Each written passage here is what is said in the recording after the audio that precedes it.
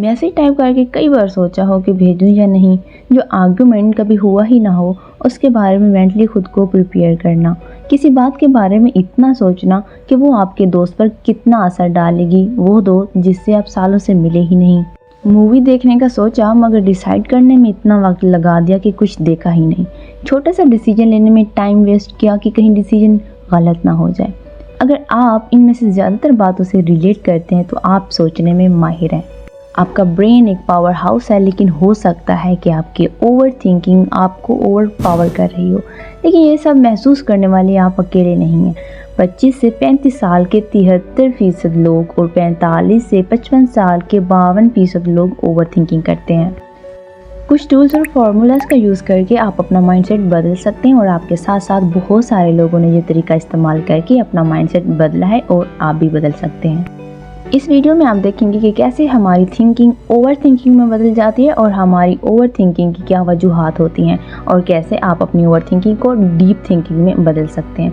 वो कौन सी चीज़ है जो होमो सेपियंस को बाकी जानदारों से मुख्तलिफ करती है, वो है थिंकिंग। अब थोड़ा बहुत तो बाकी सारे जानवर भी सोच ही लेते हैं, जैसे कि चींटी अपने खाने का सोच लेते हैं, डॉग स्मेल करके चीज़ें ढूंढ लेते हैं। लेकिन हमारे सोचने की वजह क्या थी? बेसिक वजह थी खुद को बचाना और सरवाइव करना, खुद को खतरे से बचाने के लिए ये सोचना कि बुरे से बुरा क्या हो सकता है और मैं अपने आप को इन चीज़ों से निकालने के लिए क्या कर सकता हूँ। अब इस सब के लिए हमने बहुत से तरीके अपनाए, जैसे ग्रुप्स में रहना, हथियार बनाना, खाने के लिए शिकार करना, और ये थिंकिंग करते करते हम सिविलाइजेशन तक पहुँचे। अब हमने अपनी नई दुनिया बना ली है, जंगलों में नहीं रहते हैं, सिविलाइज्ड हो गए, लेकिन दिमाग तो वही है, वही दिमाग जिसने सोचना शुरू किया था सर्वाइव करने के लिए। अब इस दिमाग को सर्वाइव करने के लिए और खाने के लिए लड़ना नहीं पड़ता है, तो अब ये दिमाग दूसरी चीज़ों में लग गए, क्योंकि हमारे ब्रेन को हर वक्त कोई ना कोई चीज़ चाहिए होती है सोचने के लिए। अब ये सोच या ओवर थिंकिंग किसी में थोड़ी होती है, किसी में बैलेंस्ड होती है और किसी में ज़्यादा होती है, यानी कि ओवर थिंकिंग। अब इस ओवर थिंकिंग के असर से हमने से अक्सर लोग रिलेट कर सकते हैं कि किस तरह स्ट्रेस हो रहा होता है, चीज़ों पे फोकस नहीं कर रहे होते हैं, हमारे रिलेशनशिप ख़राब हो रहे होते हैं, काम नहीं कर पा रहे होते हैं, और ये सब हमारे रिलेशनशिप, हमारे करियर और हमारी लाइफ पे इम्पैक्ट करते हैं। तो अब हम समझते हैं कि इस ओवर थिंकिंग की कौन कौन से रीजंस हो सकती हैं। तो कुछ लोगों की ओवर थिंकिंग की वजह हो सकती है चाइल्डहुड ट्रॉमा, यानी कि बचपन में कुछ ऐसे एक्सपीरियंसेस और इवेंट्स लाइफ में हो गए जो आपको ओवर थिंकिंग की या ज़्यादा सोचने की आदत में डाल गए। मिसाल के तौर पर एक बच्चा है जिसने बचपन से ही अपने बाप को शराब पीते हुए देखा है। उसने देखा है कि जैसे उसका वालिद शाम को या जिस वक्त भी घर आता है तो बहुत ही बुरी हालत में होता है। वो आता है तो उसकी मदर से लड़ाई करता है, उसको मारता है या झगड़ा करता है, और अब बच्चों के साथ भी ठीक से बात नहीं करता है, उनको डांटता है। तो ये सारी बातें अब उस बच्चे को टाइम टू टाइम उसको ज़्यादा सोचने पर मजबूर कर रही हैं, और वो ऐसे ही सोचते सोचते वो चीज़ों को रिलेट करने लग जाता है। कैसे रिलेट करता है कि वो सोचता है कि अब ये टाइम हो गया मेरे पापा के आने का, उनके फादर आएंगे, वो मदर के साथ लड़ाई करेंगे, झगड़ा करेंगे, चीज़ों की तोड़ फोड़ करेंगे, बच्चों के साथ लड़ाई करेंगे, उनको डांटेंगे। तो इन सब इवेंट्स ने उसके दिमाग में जो ये बातें डाली हैं, उसने उसको आदत डाल दी है उसके बारे में ज़्यादा से ज़्यादा सोचने की। अब कुछ लोगों की ओवर थिंकिंग की वजह होती है अनसर्टेनिटी, कि मेरे साथ क्या होगा, आगे का पता ना होना, मेरे साथ क्या होगा, मेरे एग्ज़ाम पास होगा या नहीं होगा, मैंने जो काम शुरू किया है उससे पैसे बनेंगे या नहीं बनेंगे। ये अनसर्टेनिटी हमें हेल्पलेस बनाती है, और हमें ये पसंद नहीं है कि हम हेल्पलेस हों। हमारा दिमाग तो चाहता है कि सब पता हो, क्या होने वाला है, क्या होगा, कब होगा, इसलिए हमारा दिमाग काम करने लगता है, हम सोचने लगते हैं कि क्या होगा। एक वजह कॉन्फिडेंस भी है। ऐसे बहुत से लोगों को देखा होगा जो वीडियो तो बनाते हैं लेकिन पब्लिश नहीं कर पाते। बहुत से ऐसे भी हैं जिन्होंने किसी स्किल को सीख रखा है, उसके लिए कोर्स भी कर रखे हैं, लेकिन उस पर अमल नहीं कर पा रहे हैं, उसको फॉलो नहीं कर पा रहे हैं, ये सोच कर के नहीं अभी मुझे इस पर और काम करना चाहिए, अभी मैं इसके लिए तैयार नहीं हूँ। यानी कि खुद पे ट्रस्ट नहीं करते हैं या इतना कॉन्फिडेंट नहीं होते हैं। ये ट्रस्ट का ना होना और कॉन्फिडेंस का ना होना भी ओवर थिंकिंग की एक बड़ी वजह है। लेकिन आज हम इन सारी वजूहत को ख़त्म करने वाले हैं, चाहे वो अनसर्टेनिटी हो या चाइल्डहुड ट्रॉमा हो। ओवर थिंकिंग की एक और वजह है पीपल प्लीजिंग, जो बहुत हद तक मुझ में भी थी कि लोग मुझसे नाराज़ ना हो जाएं, मेरी बात किसी को बुरी ना लग जाए, मेरा इंप्रेशन किसी की नज़र में बुरा ना हो जाए।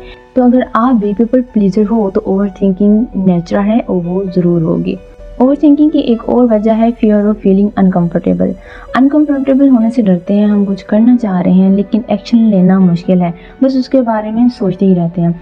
अब इस सब में ये जानना मुश्किल है कि आप सोच रहे हो या ज़्यादा सोच रहे हो, आप हेल्दी सोच रहे हो या अनहेल्दी सोच रहे हो। 3 फैक्टर्स मैं आपको साथ शेयर करने लगी हूँ जिससे आप इस बात का अंदाज़ा लगा सकते हैं कि आप हेल्दी सोच रहे हैं या अनहेल्दी। पहला फैक्टर है टाइम। ये सोचना कि किस चीज़ को कितना टाइम देना चाहिए। मिसाल के तौर पर अगर आप एक किताब लिख रहे हैं तो उस पर 1 साल तक रिसर्च करना, उसको एनालाइज करना और अब जाके बुक लिखना एक नॉर्मल चीज़ है, ओवर थिंकिंग नहीं है, क्योंकि आप इसको ओवर टाइम नहीं दे रहे। लेकिन अगर आप एक रील बनाने का सोच रहे हैं, उस पर अमल करने के लिए आप 1 महीना लगा रहे हैं, तो मतलब कि आप ओवर थिंकिंग कर रहे हैं। अगर थिंकिंग आपको एक्शन की तरफ लेके जा रही है वो है थिंकिंग, लेकिन अगर आपको थिंकिंग इन एक्शन की तरफ ले जा रही है तो वो है ओवर थिंकिंग। अब आप देख रहे होंगे कि इन फैक्टर्स को समझते समझते आप अपनी सोच, जो आपकी थिंकिंग है, उसको भी समझते जा रहे हैं। लेकिन अभी तो ये सिर्फ फैक्टर्स हैं, सोल्यूशन हम आगे जाके देखेंगे। तो तीसरा फैक्टर है इफ़ बट। मतलब अगर मेरी वीडियो ना चली तो, अगर लोगों ने मुझ पे टोंट किया तो, लोगों ने मेरी वीडियो देखी लेकिन उनको पसंद ना आई तो आप ओवर थिंक करें। लेकिन अगर आप ये सोच रहे हैं कि मेरी वीडियो ना चली और लोगों को पसंद ना आई तो मैं उसे फीडबैक लूँगा और उस पर ज़्यादा मेहनत करूँगा, तब आप थिंकिंग कर रहे हैं। क्योंकि अगर आपके अगर और तो के पास आपका सोल्यूशन भी है तब आप हेल्दी थिंकिंग कर रहे हैं। लेकिन अगर आप सिर्फ मसले पे ही रुक जाते हैं तो आप ओवर थिंकिंग कर रहे हैं। लेकिन आपको यहाँ पे ये भी समझना होगा कि प्रॉब्लम ओवर थिंकिंग नहीं है, प्रॉब्लम है नेगेटिव ओवर थिंकिंग। यही ओवर थिंकिंग जब पॉजिटिव हो जाती है तो ये डीप थिंकिंग बन जाती है। लेकिन आपने इस थिंकिंग को, इन ख्यालात को रोकना नहीं है, प्रेस नहीं करना है, बल्कि इसको नया रुख देना, एक डायरेक्शन देनी है, उसकी डायरेक्शन को चेंज करना है। तो अब हम चलते हैं सोल्यूशन की तरफ और देखते हैं कि आप किस तरह अपनी ओवर थिंकिंग को डीप थिंकिंग में बदल सकते हैं। हम पूरी तरह सोचना बंद नहीं कर सकते हैं, लेकिन हम जितना सोचते हैं, क्या सोचते हैं, ये इम्पोर्टेंट है। मेरे पास हैं 6 पावरफुल मेथड जिन्हें आप इस्तेमाल करके और अपने लाइफस्टाइल में शामिल करके अपनी ओवर थिंकिंग को डीप थिंकिंग में बदल सकते हैं। फर्स्ट है 90-10 रूल। मतलब हमारी 90% जो सेल्फ वर्थ है, जो हम अपने बारे में सोचते हैं, हमारी अपनी अप्रिसिएशन और एक्नॉलेजमेंट होनी चाहिए, मतलब हमारे अपने अंदर से आनी चाहिए, और 10% दुनिया की वजह से। लेकिन लोग इसको उल्टा समझ लेते हैं या फिर 50-60% दुनिया पे लगा देते हैं।